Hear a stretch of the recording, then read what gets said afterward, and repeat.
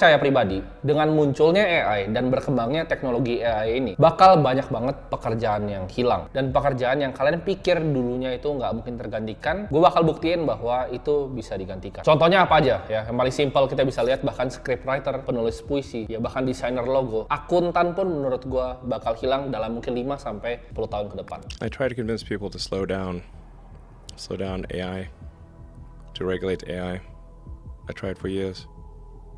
Gue sempat bikin thread di Twitter terhadap investasi di cryptocurrency. Jadi kalian bisa lihat di sini nih. Ini gue bikin threadnya lumayan panjang. Dan abis itu thread ini gue share di Instagram story gue. Lalu responnya banyak banget yang DM gue bahwa gila, Twitter lu bermanfaat banget. Itu isinya bagus banget dan super informatif. Tapi kalian tahu nggak? Itu bukan gue yang nulis. Jadi Twitternya itu bukan gue yang nulis, tapi itu AI atau chatbotnya OpenAI, yaitu ChatGPT. ChatGPT ini adalah sebuah chatbot yang di-develop sama OpenAI. Dia nge-reach 1 juta user dalam waktu 5 hari. Lebih cepat dibanding Instagram, Facebook, Pinterest, dan Netflix digabungin. Cepat banget dia untuk reach 1 juta user pertamanya. Nah, gue percaya ya dalam 5-10 tahun ke depan, proxy investasi yang terbaik itu justru ada di bidang artificial intelligence. Nah, kita lihat, kan tahun 2020-2021 itu ada tren namanya DeFi atau Decentralized Finance. Ini adalah yang bikin bank itu jadi nggak berguna, semuanya peer-to-peer antara user ke user. Bunganya bisa lebih tinggi, fee-nya bisa lebih rendah. Intinya, hal ini nggak disrupsi traditional finance. Nah, kita lihat juga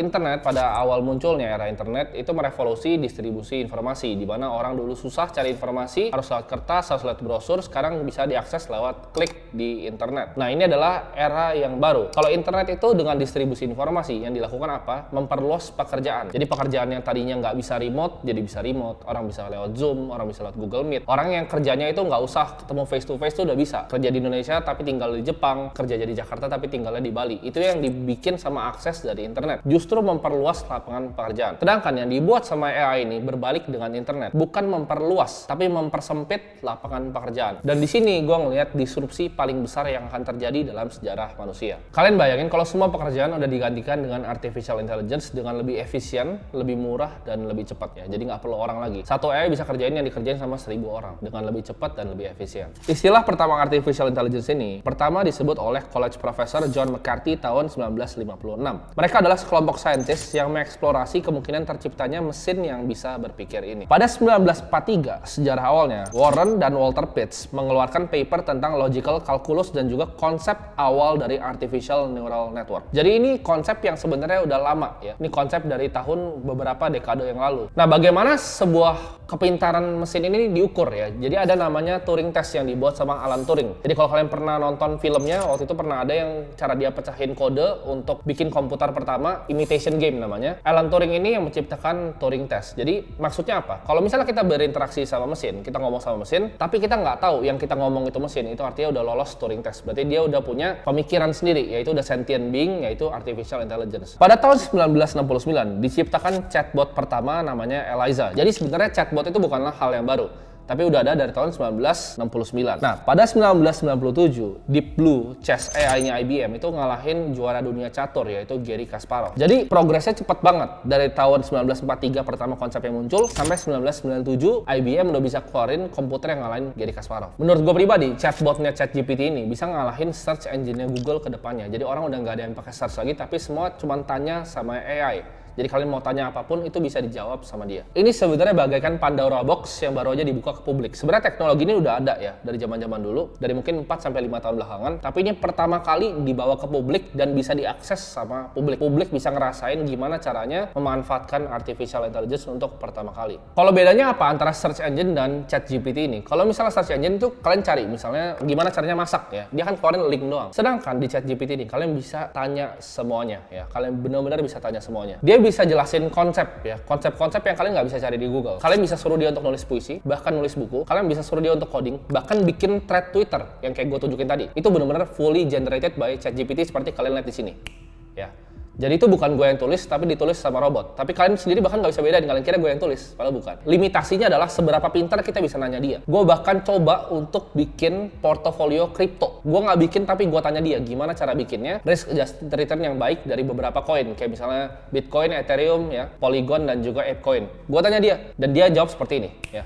Jadi dia bahkan bisa bikinin portofolio kripto gue tanpa gue harus mikir. Dan ini banyak banget yang mau explore ngelakuin hal-hal, ada yang suruh nulis buku, kalian bisa tulis style script. Nah, kalian bayangin ini baru chat doang. Gimana nantinya perkembangannya kalau misalnya lebih maju lagi. Jadi teknologi itu berkembang sangat pesat karena namanya Moore's Law, di mana ini adalah hukum dalam industri mikroprosesor yang menjelaskan tingkat pertumbuhan eksponensial kecepatan mikroprosesor. Maksudnya apa? Kita lihat misalnya HP ya.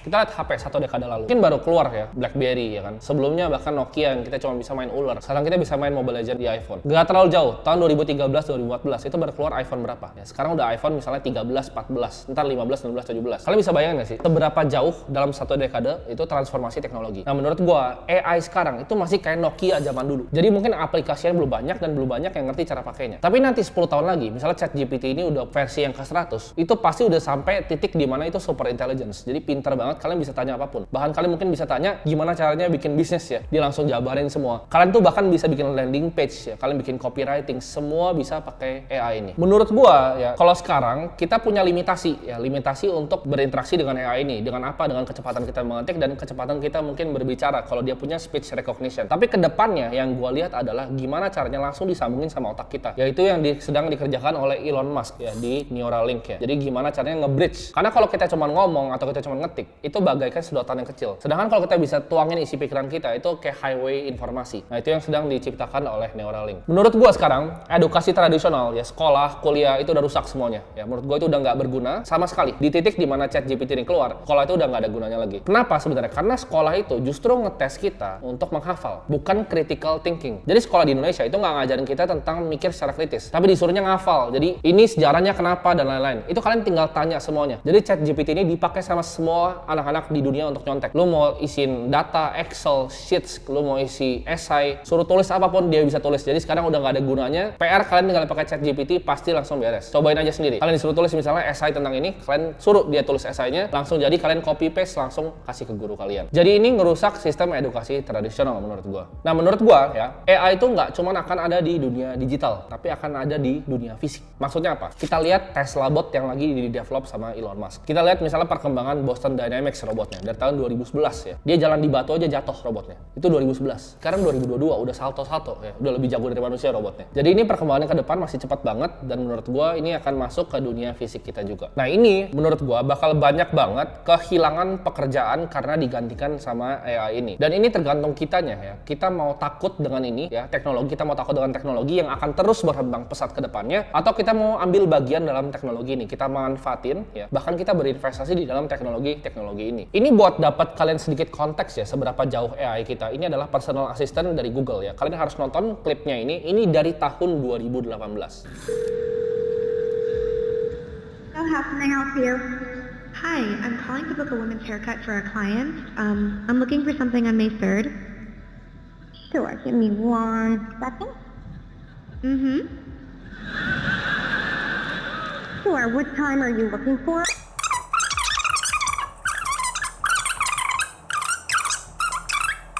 Okay, perfect. So I will see Lisa at 10 o'clock on May 3rd. Okay, great. Thanks. Great. Have a great day. Bye. Nah, kalian bayangin nggak sih? Itu orang bahkan nggak bisa bedain antara itu orang atau robot lagi ya. Jadi dia bisa jadi personal assistant, bisa booking waktu segala macam. Jadi PA itu bisa digantikan semua sama artificial intelligence. Tapi kalian coba pikir, use case-nya dari ini apa? Kalian bayangin nggak sih kalau misalnya dia sales call gitu, dia jadi sales, misalnya Hyundai pakai dia untuk jual mobil, sales Hyundai, dia bisa telepon orang dan dia punya data udah kayak main catur gitu lawan Garry Kasparov. Dia udah tahu orang tuh bakal beli kalau ngomong ini, bakal nggak suka kalau ngomong ini, dan dia udah latihan terus sama dirinya sendiri ratusan juta kali diputar-putar. Dia bakal jadi sales terbaik yang ada di dunia, tapi bisa jalan 24 jam dan nggak usah ada orang lagi. Jadi nggak usah ada sales lagi 20 orang di telepon, nggak perlu, cuma satu aja dia bisa telepon semua orang, ngomong sama semua orang. Atau bahkan misalnya investasi ya, trader aja bisa hilang gitu. Bayangin AI ini udah jadi trader, dia bisa backtest semua strateginya ratusan juta kali ya. Udah cari semua probabilitas untuk trade yang paling baik. Bisa hilang juga trader bahkan di dunia finansial. Mungkin ujung-ujungnya semua akan market jadi efisien karena semuanya dikontrol sama AI dan akhirnya hipotesa Eugene Fama akan efisien market hipotesis itu jadi kenyataan. Nah, kalian mungkin tanya ya, urutan pekerjaan yang bakal dibantai sama AI itu apa aja? Ini pandangan gue pribadi. Pertama yang fisik ya, yang pakai fisik. Kalian misalnya jahit-jahit baju itu udah pasti hilang lah. Mungkin 10 tahun udah nggak ada lagi. Itu yang pertama. Yang kedua itu yang low skill level. Low skill level itu apa maksudnya? Akuntan. Kalian pikir, oh tapi akuntan nggak bisa pakai robot. Ini yang gue ngomongin tuh AI, bukan robot ya. Robot itu adalah kalian tanya udah ada specific set of answer dari jawaban robotnya. AI ini enggak. AI itu bisa mikir sendiri ya. Jadi akuntan tuh pasti akan gampang banget digantiin sama AI. Itu akuntan. Itu low skill level. Nah, high skill level itu mungkin bisa digantiin juga. High skill level maksudnya apa? Kalau low kan akuntan. High skill level tuh misalnya bisa jadi direktur keuangan. Itu mungkin bisa digantiin sama AI. Dan yang terakhir ya, kreatif. Nah, orang mikirnya berurutnya 4 gini. Dari fisik, ya low skill, high skill, baru kreatif. Malah kebalik menurut gua. Gimana kreatif ini bisa jadi yang pertama justru digantiin. Kalian desain logo udah bisa ya. Ini gua akan kasih contoh ya. Bahkan influencer bisa digantiin. Ini di sini ada namanya, ada website ya. This person does not exist. Kalian lihat di sini. Ini menurut kalian orang beneran atau enggak? Ini orangnya nggak ada dan nggak pernah hidup. Jadi ini orang yang di-generate randomly sama AI. Nah, kalian tahu kan konsep misalnya kalian dulu pas SD ya, kalau kalian animator kalian pasti ngerti, buku nih kalian bikin stickman, gambar terus kalian beginin, dia akan gerak gambarnya. Sama. Kalau dia bisa generate satu gambar, dia bisa generate video. Dia bisa bahkan bikin video persona orang yang mirip nanti ke depannya. Possibility-nya itu endless. Bahkan influencer, bahkan news anchor berita bisa digantiin. Semua itu bisa digantiin. Dampaknya apa? Implikasinya terhadap sistem ekonomi kita sekarang. Menurut gua, ini akan terjadi kapitalisme yang sama ya. Yang kaya makin kaya, makin miskin.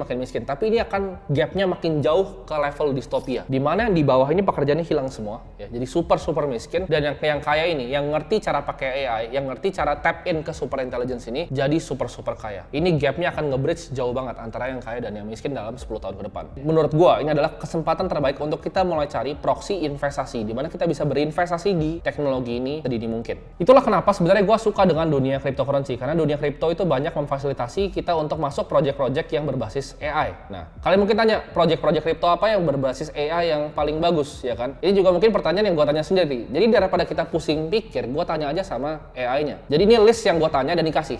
Ini adalah top 5 market cap kripto yang berdasarkan AI. Ini gue nggak tahu project akan bagus ke depannya. Ini yang disarankan sama AI. Jadi kalian mungkin bisa explore, tanya-tanya cara bikin portofolio, cara bahkan belajar apapun lah. Kalian bisa tanya dan kalian coba bisa explore sendiri. Jadi menurut gue, make sure kalian jangan jadi pekerja yang low skill level ya. Kalian harus tingkatin skill kalian biar kalian nggak bisa digantikan sama artificial intelligence ke depannya.